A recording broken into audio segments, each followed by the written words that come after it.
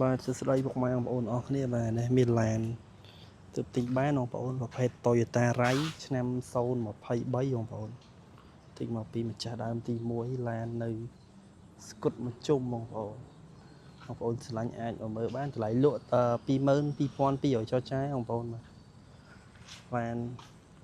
នៅស្គុតទាំងអស់ចាស់គាត់ពុតស្គុតល្អដែរបងប្អូនបកមកមានដោយកាយប៉ុណ្្នឹងឯងឆ្នាំសិនអត់ឆ្នាំសិនទៀតចប់ហើយតើកាងនៅតែស្គុតបងប្អូនឥឡូវយើងកំពុងតែធ្វើការបកហើយផុសលុក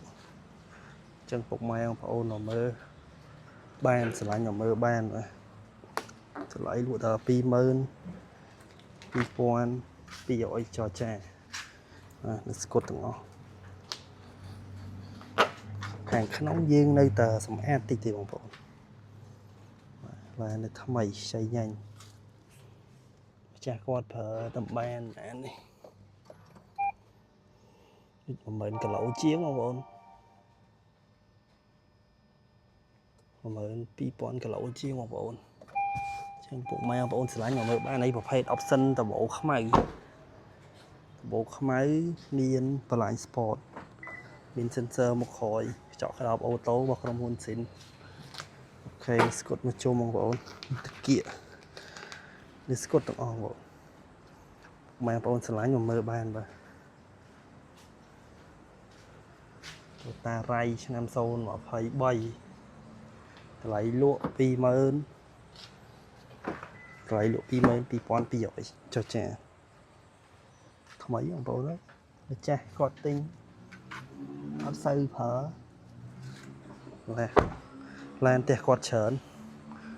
បាទនេះនៅស្គុតអត់តាន់បកទេបងប្អូនបកចេញបង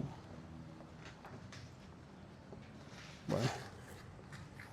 គិតជាងបកហើយប៉ូលីនេះបងប៉ូ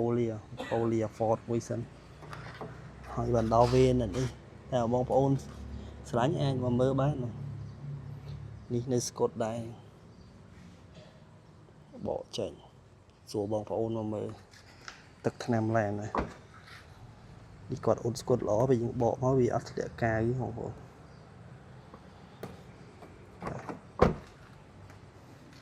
ពុកម៉ែបងប្អូនស្រឡាញ់មកមើលបានToyota Ray ពុនផ្លូវបាទពុនផ្ល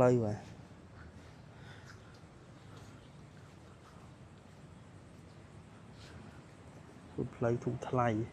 ស៊ីសាំងតិច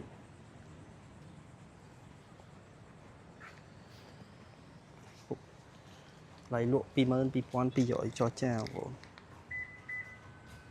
សញ្ញោបដិញដែរ